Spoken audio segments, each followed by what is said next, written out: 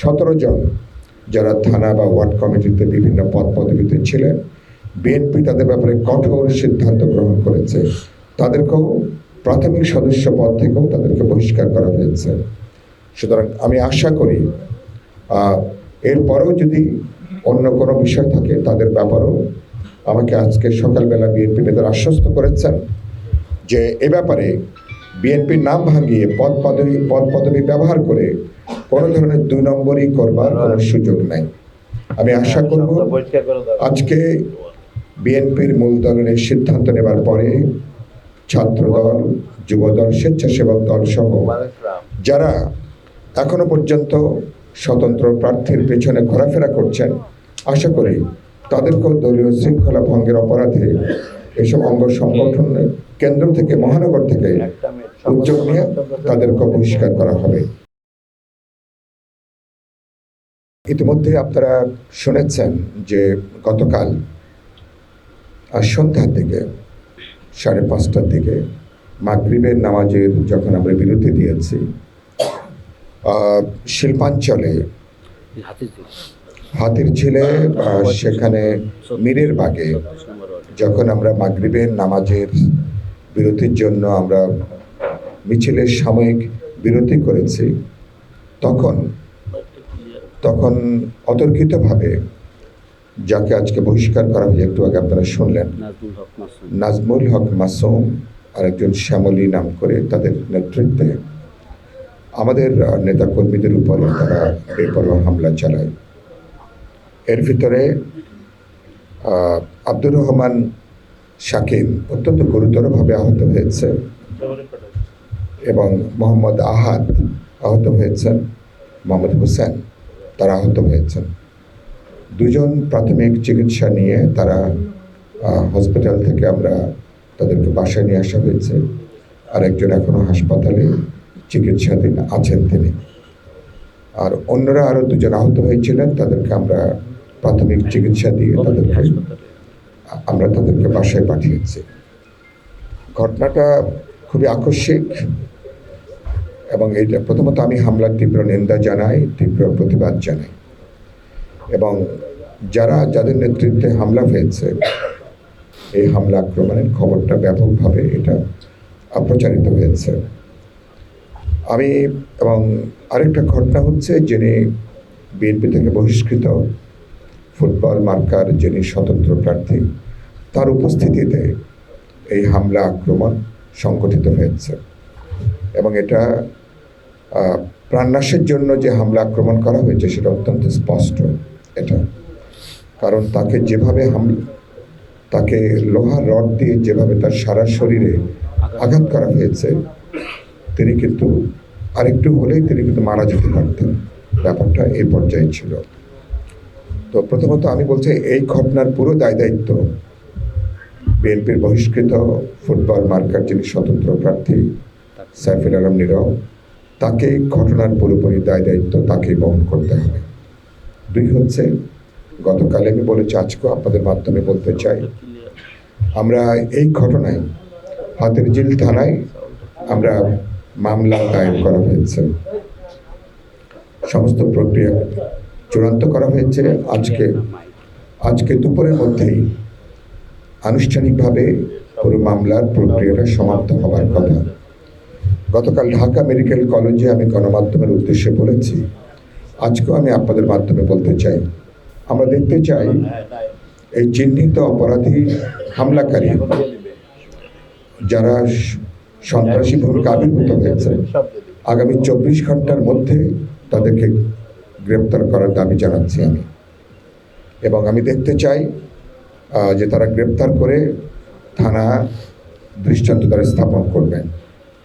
আর স্বতন্ত্র প্রার্থীর ব্যাপারে ইতিমধ্যে আমি বলেছি, উচিত হবে নির্বাচন কমিশনের দ্রুত নির্বাচন কমিশনকে তাকে তলব করে তাকে জিজ্ঞাসাবাদ করা এবং তার ব্যাপারে এই হামলা আক্রমণ তার ব্যাপারে নির্বাচন কমিশনের দিক থেকে যাবতীয় আইনগত ব্যবস্থা নেওয়া।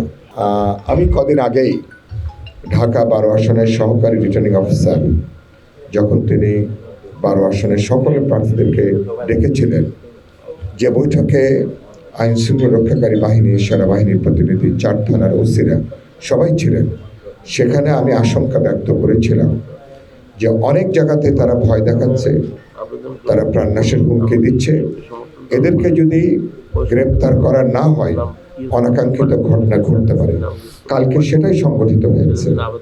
আমাদের আশঙ্কাটা সত্য বলে প্রমাণিত হয়েছে।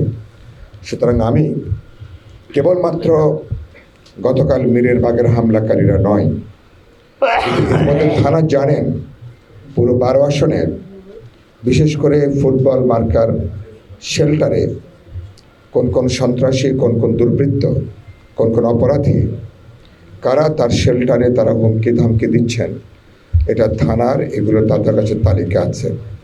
আমি দেখতে চাই অবিলম্বে থানা এদের সবাইকে আইনের আওতায় আনবেন, তাদেরকে গ্রেপ্তার করার ব্যবস্থা করবেন এবং তাদেরকে দৃষ্টান্তমূলক বিচারেরও তারা উদ্যোগ নেবেন। দ্বিতীয়ত হচ্ছে যে আমরা এই ঘটনার প্রতিবাদে আমরা আজকে ইতিমধ্যে আনোয়ার ভাই উল্লেখ করেছেন, বিকাল 3টায় আমরা হাতিরঝিলের মধুবাগ মাঠে আমাদের প্রতিবাদ সমাবেশ আছে এবং সেখান থেকে তারপরে এই হামলা আক্রমণের প্রতিবাদে বিক্ষোভ মিছিল অনুষ্ঠিত হবে। আমাদের হাজার হাজার নেতাকর্মীরা আজকে তারা সেই বিক্ষোভ সমাবেশে অংশ নেবেন। আমরা যদি দেখি থানা বা আইন শৃঙ্খলা রক্ষাকারী বাহিনী তারা যদি কোনো হামলাকারীদেরকে যদি গ্রেপ্তার না করে, যদি দেখি যে তারা পক্ষপাতদুষ্ট কোনো ভূমিকা পালন করছেন। গতকালকে আমি থানার দায়িত্বপ্রাপ্ত কর্মকর্তা ওসি সাহেবের সঙ্গে কথা বলেছি। আমি বলেছি এটা কোনো মারামারি না, এটা পরিকল্পিত হামলা, পরিকল্পিত আক্রমণ, প্রাণনাশের উদ্দেশ্যে এই হামলা করা হয়েছিল। তো সুতরাং আমি দেখতে চাই থানা অবিলম্বে তারা উদ্যোগ নেবে। তারা উদ্যোগ নিলে ব্যর্থ হলে আমরা প্রয়োজন বোধে আমরা থানাও ঘেরাও করব, প্রয়োজন বোধে নির্বাচন কমিশন অফিসও আমরা ঘেরাও করতে বাধ্য হব। আপনারা নিশ্চয়ই খেয়াল করেছেন তারা গোটা নির্বাচনী প্রচারণায় একটা মিথ্যা প্রতারণার আশ্রয় সে গ্রহণ করেছে এবং বিএনপির নাম প্রচার করছে এবং বেগম খালেদা জিয়া, তারেক রহমানের নাম তারা প্রচার করছে। এই সঠতা, এই মিথ্যাচার, এই প্রতারণার বিরুদ্ধেও আমি মনে করি আইনগতভাবে আইন শৃঙ্খলা রক্ষাকারী বাহিনী, বিশেষ করে নির্বাচন কমিশন তাদের বিরুদ্ধে উপযুক্ত ব্যবস্থা গ্রহণ করা দরকার এবং এটা অব্যাহত থাকলে প্রার্থিতাও বাতিল করা যায়। এটা এরকম বিধান আছে, আইন আছে। আমি আশা করব নির্বাচন কমিশন কাল বিলম্ব না করে এসব ব্যাপারে আইনগতভাবে তারা উদ্যোগ গ্রহণ করবেন। ইতিমধ্যে আপনারা শুনেছেন যারা এসব প্রতারণার আশ্রয় নিয়েছেন, আমরা ভেবেছিলাম যে বিএনপির সিদ্ধান্ত অনুযায়ী বহিষ্কৃতদের সাথে আর কেউ কাজ করবেন না, কিন্তু অল্প সংখ্যক বিভিন্ন কমিটি যারা কাজ করেছিলেন, আজকে একটু আগে সম্ভবত ঘন্টা খানেক আগে 17 জন যারা থানা বা ওয়ার্ড কমিটিতে বিভিন্ন পদ পদবিতে ছিলেন, বিএনপি তাদের ব্যাপারে কঠোর সিদ্ধান্ত গ্রহণ করেছে। তাদেরকেও প্রাথমিক সদস্য পদ থেকেও তাদেরকে বহিষ্কার করা হয়েছে।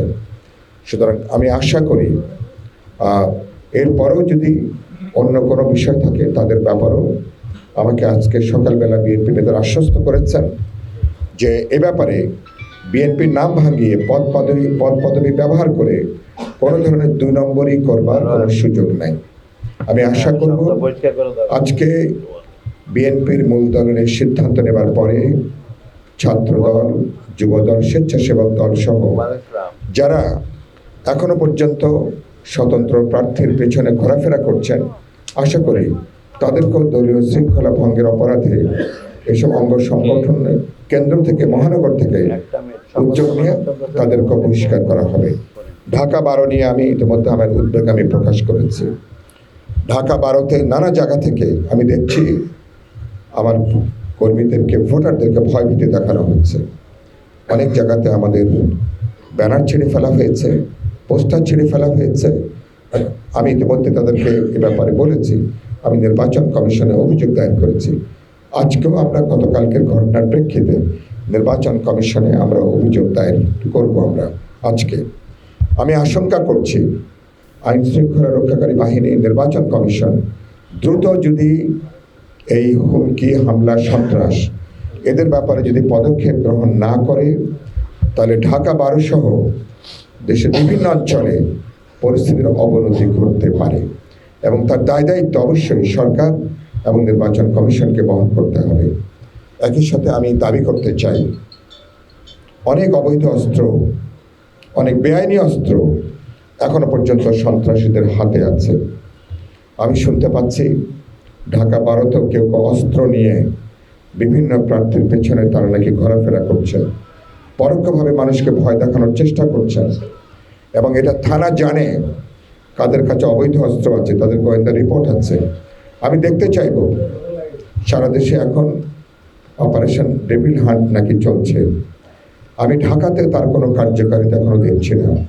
আমি আগামী 72 ঘন্টার মধ্যে আমি স্বরাষ্ট্রমন্ত্রী মন্ত্রণালয় সহ নির্বাচন কমিশনের সুস্পষ্টভাবে দাবি করতে চাই, ঢাকাতে কম্বিং অপারেশনটা জোরদার করবেন। যাবতীয় অবৈধ অস্ত্র, যাবতীয় বেআইনি অস্ত্র এটাকে আপনারা উদ্ধার করবেন। আপনারা সিদ্ধান্ত নিয়েছিলেন এমনকি 31শে জানুয়ারির মধ্যে বৈধ অস্ত্র থানায় জমা দেওয়ার জন্য। দেশব্যাপী কত অস্ত্র জমা পড়েছে আমি জানি না, ঢাকা শহরেও কত বৈধ অস্ত্র থানায় জমা পড়ে আমি জানি না। না হয়ে থাকে প্রশাসনকে, স্বরাষ্ট্র মন্ত্রণালয়কে, আইন শৃঙ্খলা রক্ষাকারী বাহিনীকে ব্যাপারে সর্বাত্মক উদ্যোগ নেওয়া দরকার। change tv.press এক ফোঁটা হলুদ নেই।